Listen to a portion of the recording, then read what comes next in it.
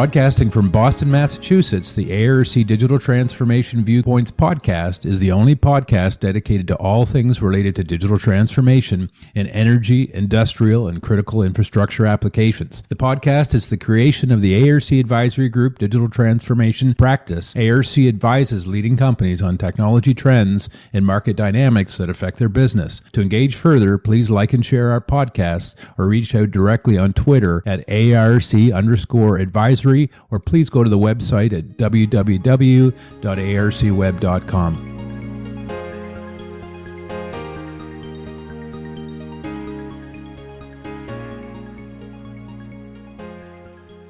Hello, my name is Craig Resnick of the ARC Advisor Group, and it's my pleasure to welcome you all here today to our podcast.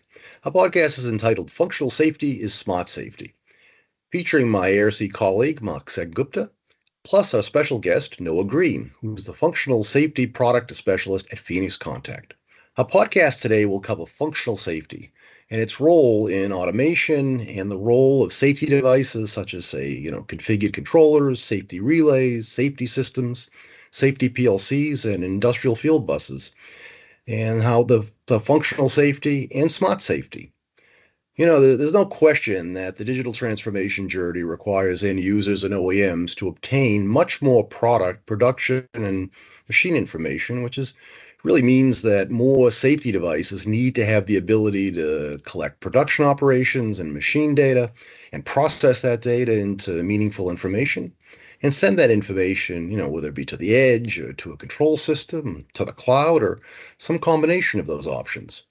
The convergence of smart technologies has led to the development of smart safety solutions, these that have built-in capabilities to help production lines and machines to be more secure and productive and information-enabled to increase production efficiencies and decrease unscheduled downtime, while still enhancing safety and operational resilience.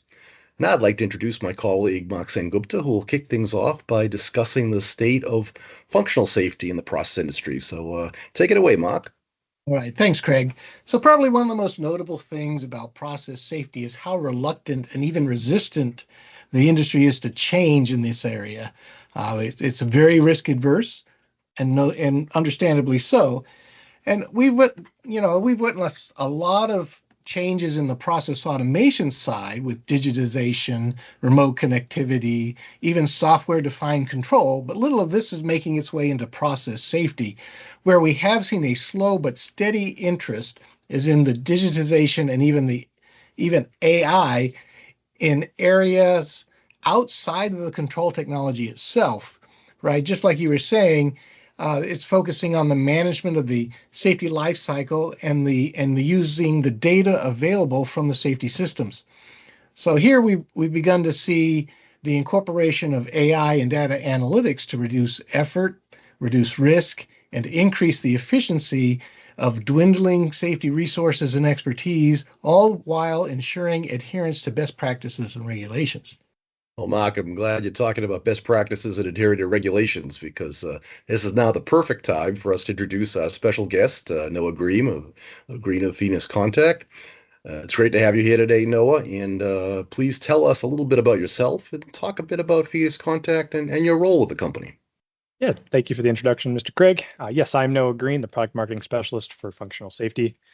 I started out at Phoenix Contact a month after I graduated high school. I started out as a technician apprentice, rotated through our different production floors in our Harrisburg, Pennsylvania facility. Learned our machines, learned just general automation concepts as a technician. And then I spent a year as our full-time technician in one of our departments dedicated. Since then, I've definitely made a transition to our product marketing role now. Side note there, I did pass a TUV functional safety exam a few weeks ago, so I do carry certification behind my name. But anyway, well, congratulations. Thank you very much. Anyway, my role now, I do manage all of our safety products. What I like to say to customers and our new sales apprentices, if it's in our portfolio and it's yellow minus terminal blocks and cables, it's most likely my responsibility. But in that role, I do manage everything from the new releases, pricing, technical support at times, as well as working with customers in our field sales to implement our products into various applications. So Noah, what is your perspective if we can get into this, on functional safety considerations for both processors and machine builders, for process industries and machine builders. Phoenix likes to approach the functional safety topic from two different, call it buckets, machine and process safety. On the machine safety side of things, we're implementing safeguards like light curtains, e-stop buttons, interlocks, things of that nature to kind of protect whatever hazards arise in a machine from rotating masses, vertical presses, whatever it be, protect people from those specific hazards. On the process side, we're considering the same kind of thing, protecting the people from that process, but most of the time those processes are involving hazardous chemicals or materials that could potentially harm people or the environment, and had the best ways to protect against those. So a lot of the process industries focus on what they call SIL level, right? Mm-hmm. Safety integrity level. Yep. It's a little different than machine safety. They have a different they call it something different. I'm not a machine safety guy, but can you kind of tell us what goes on there from a Phoenix standpoint? Of course. So generally, there's two big major standards, or definitely more than two, but in general, there's big ones. For the machine safety side of things, we're talking about performance level. That has a global standard, ISO 13849-1 and -2. That outlines everything there for risk assessments and best practices for machine safety. On the safety integrity level side, more aligned with the process industry, we're looking at IEC 61508, 61511. That'll outline how do you do the risk assessments for safety integrity level, best practices, things of that nature. They are very, very similar. They use similar methodologies, but again, just they're more focused one machine, one process.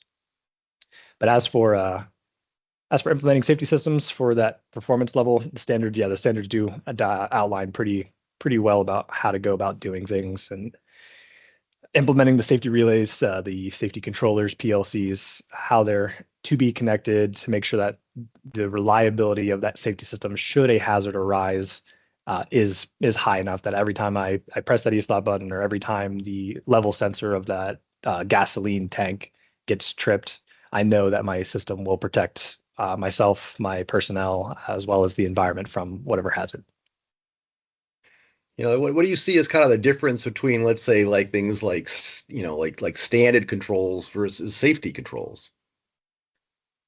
Standard controls are just how you're going to run your process or your machine. A part comes into a position, we make sure the part's there. Whatever other things we're inserting into, say, a housing that's on a conveyor belt, we want to make sure that those are in place, and we insert those if in place, and just move that part or move that process along down the line to the final output. When it comes to the safety controls, it really does act as a supervisor.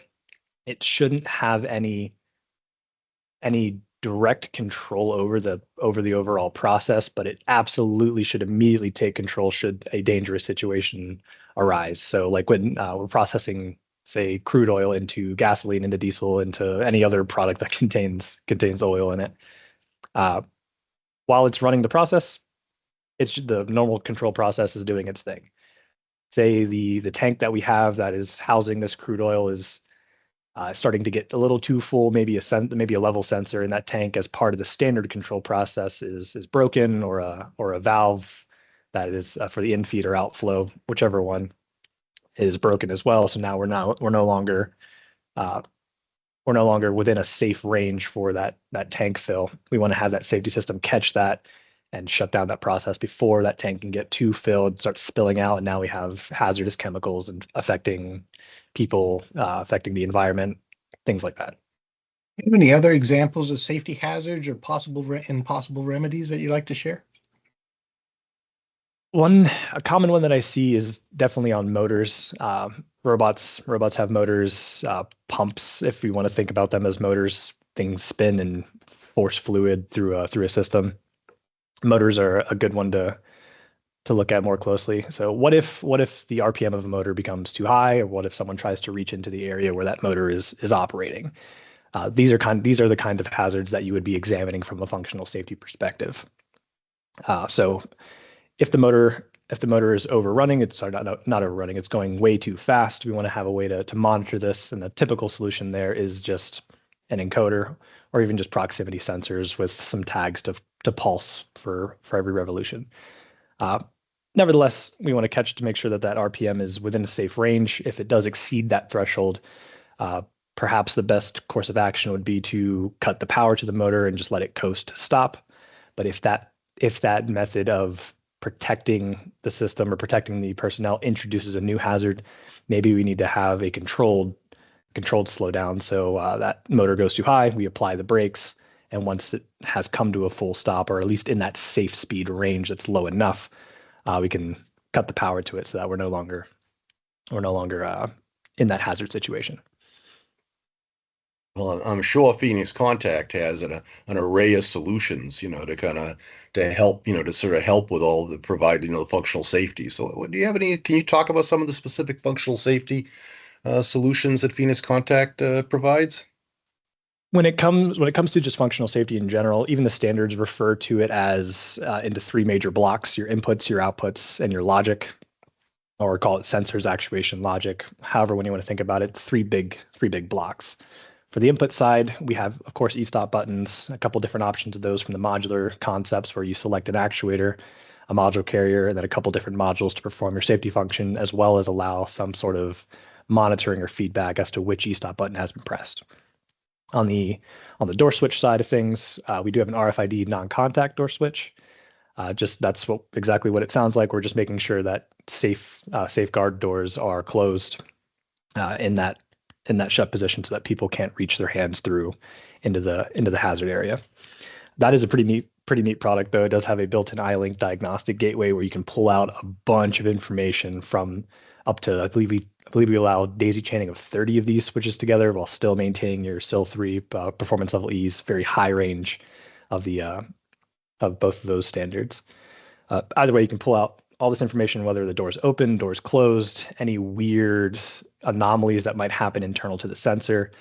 If you're in that range where the actuator and sensor are close enough where it's still registering as closed, but it's right there on the cusp, you can read out that information on that iLink diagnostic chain and get some status about what's going on for up to 30 of these switches wired together. Of course, we have safety relays that come in that traditional 22.5 millimeter housing. They do all your normal functions for monitoring e-stop buttons, light curtains, the antivalent switches. So typically you'll have dual channel normally closed, like on an e-stop button.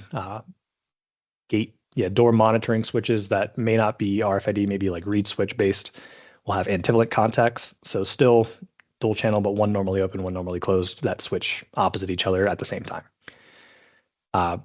Within that relay family, we do have a super slim relay. So these all start at around 6.8 millimeters in width, and they're doing the exact function as a traditional safety relay, but saving tons of cabinet space. An example I like to give for that one is if we pretend we have a machine with 5 different e-stop buttons located throughout the length of it. Ideally, each e-stop button is running back to its own safety relay, just so we can avoid any potential faults by daisy chaining dry contacts together.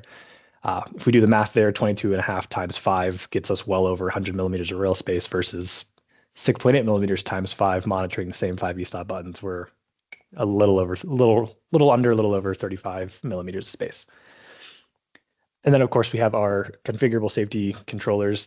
Think of it as a programmable relay. We have a head station where all your programming happens, all your logic gets loaded to, and then an assortment of expansion modules to give you extra digital inputs, digital outputs, relay contacts on the output side, analog inputs, and full-blown safety PLCs as well that marry into our PLC Next platform to give you both standard machine control as well as that functional safety control, all in the same programming space. You don't need to have multiple IDEs, programming interfaces open to monitor the safety program and the standard machine control. It's all just one place.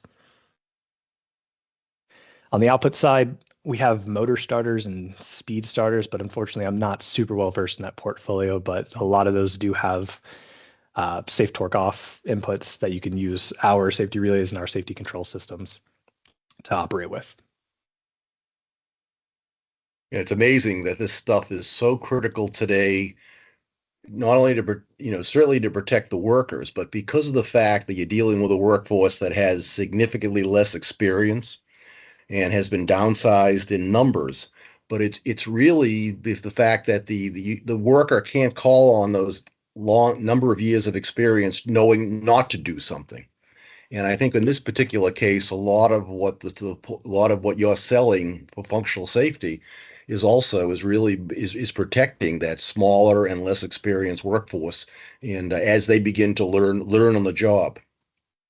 Yeah, so the safety relays themselves, they are very straightforward. If you have a general understanding of what a relay, just general standard relay does, safety relays aren't too far off. They of course have extra things built in to monitor the inputs and the outputs of the relay and mechanically linked contacts on the output side to make sure that we are switching. So when we hit the e-stop button or the light curtain gets broken, we are ensuring that the outputs are going to respond accordingly. But even into our programmable or our configurable safety option, the learning curve on the software is not very long. We do make it free and available to anybody to play around with without ever having to touch the hardware. If you spend a good 15 to 20 with it, you can do a lot of interesting applications. Yeah, so sounds good. And I'm glad that I know one of the things, Mark, that we probably want to talk about a little bit is maybe whether we want to is beginning the evolution of smart safety. When you're incorporating some of the different technologies that might involve things like virtualization, artificial intelligence, machine learning, and kind of seeing how that applies not only to certainly on the process safety side.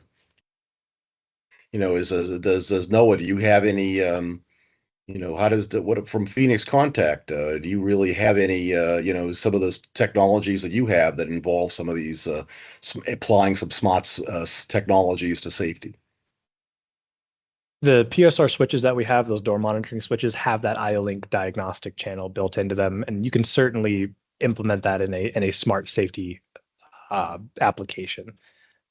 Normal door switches with just dry contacts, you're just going to know open or closed for sure. But if you want to know what really is going on inside of that particular sensor, unless you have some sort of built-in mechanism to do that, like an IO-Link diagnostic chain, you're not really getting much more out of it besides open or closed.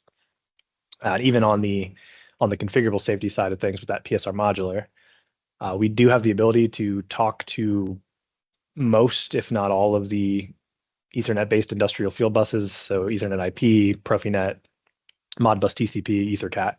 We can talk on all these field buses, and that communication can go both directions, from PSR modular up to the PLC or from the PLC back down.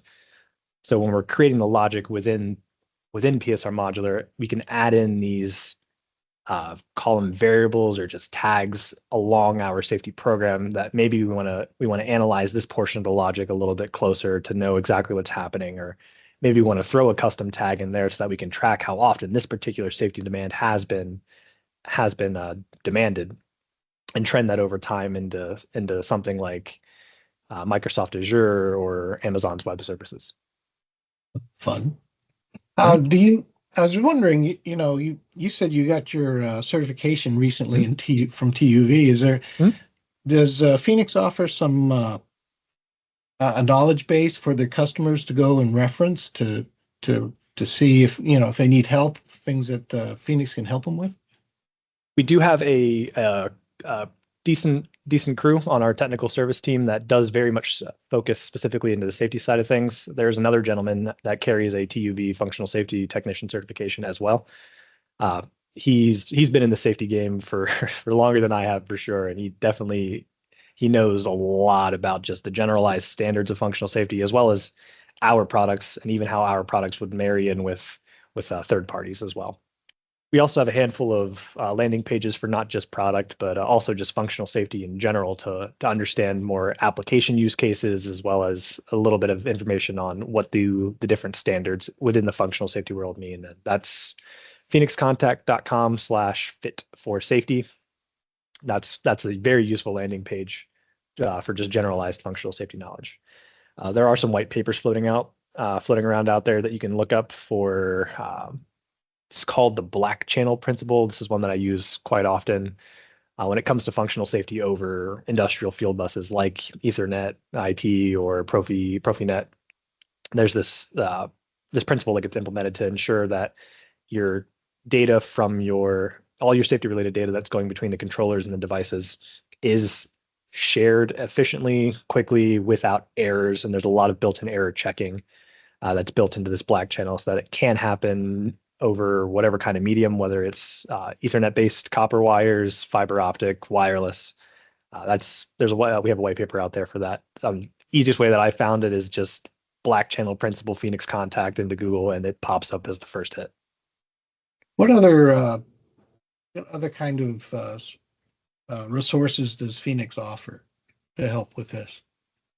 Most, if not all, of our safety part numbers have a VDMA file that can be downloaded, and these files get implemented into a software called Sistema. This is a very powerful tool that you can use for documentation as well as verification and validation of any safety integrity level targets or performance level.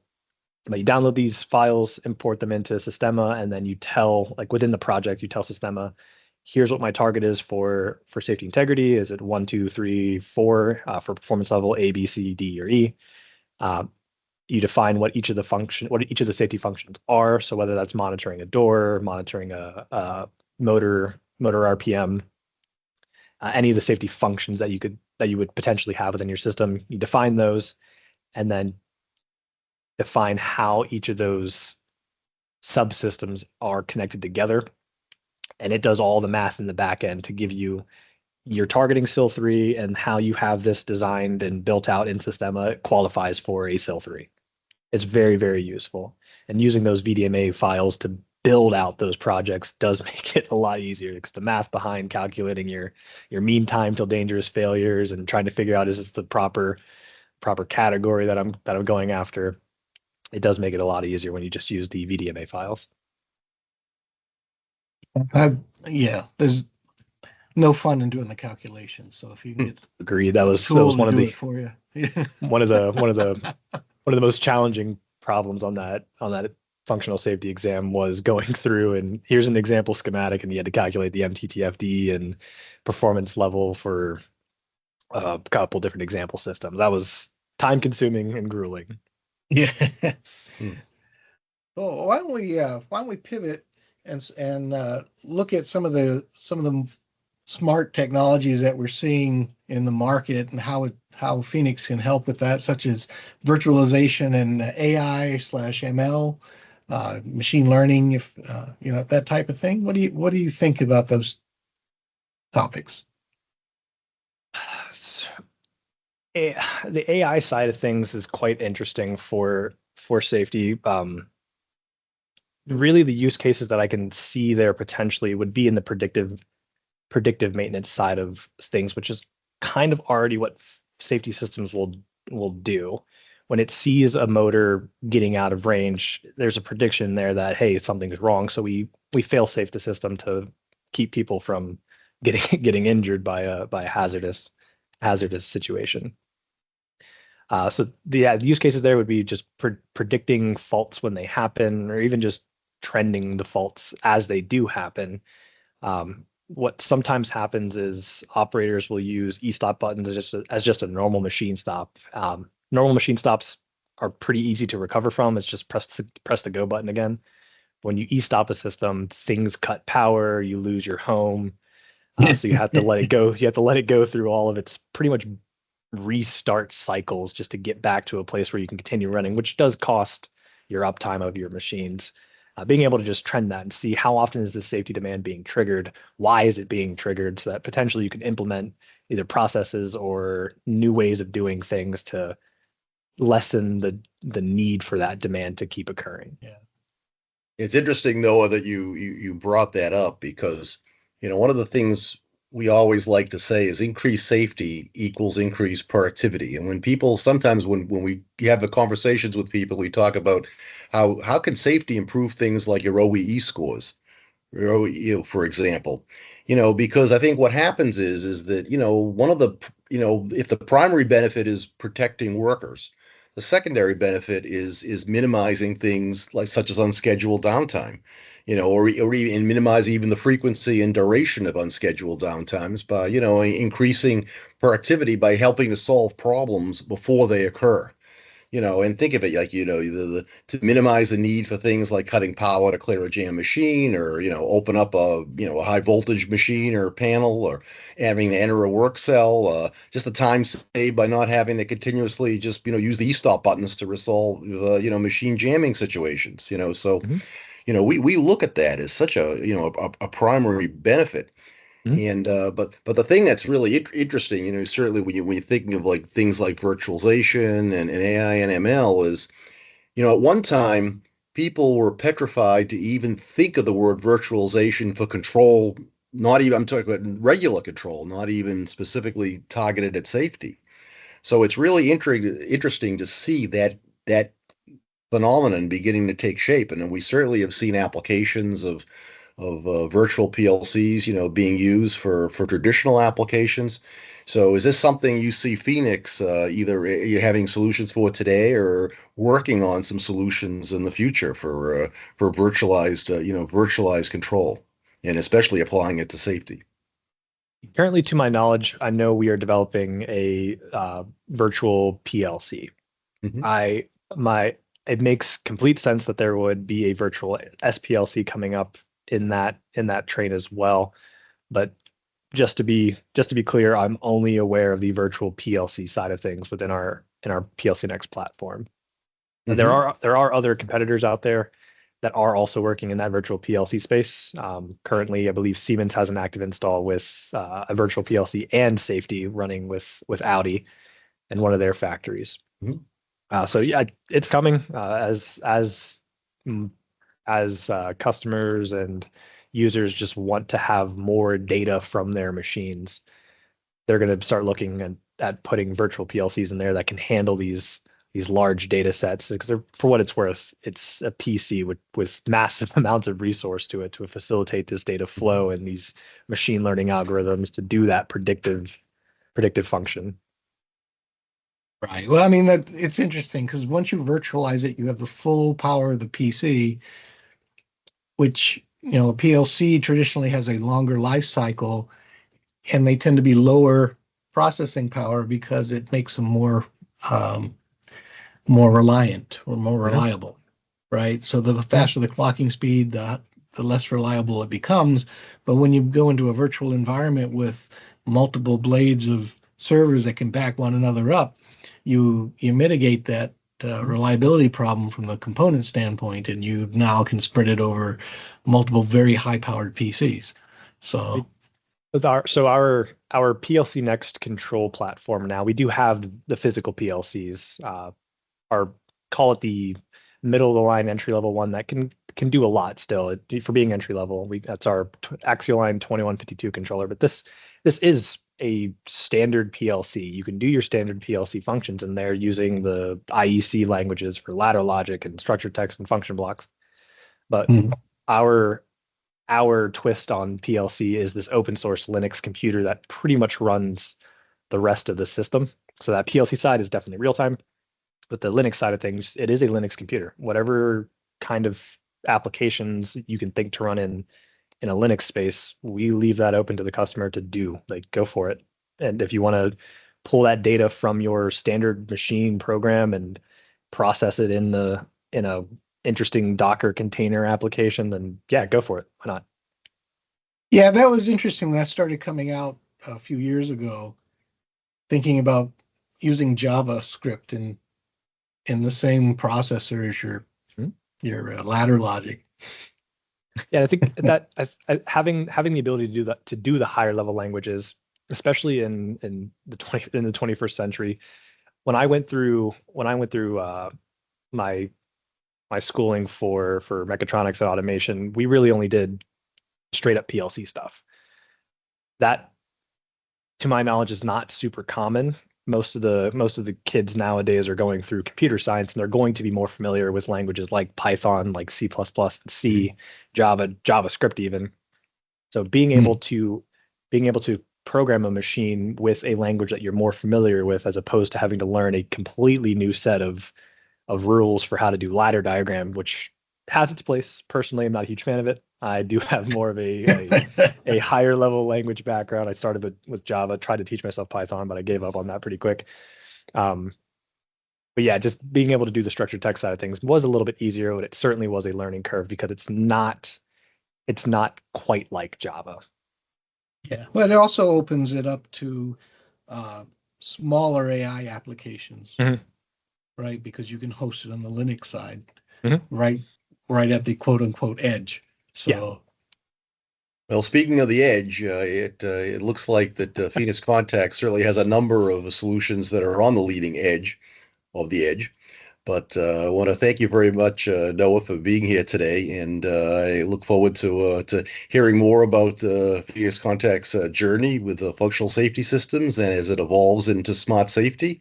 And look forward to doing future podcasts with you in Phoenix Contact. And thanks so much, Mark, for being here today as well and providing the process safety perspective. Absolutely. Thank you, gentlemen. Thank you. Thank you. Have a great day, everyone, and look forward to having you join us on future ARC podcasts. Have a great day.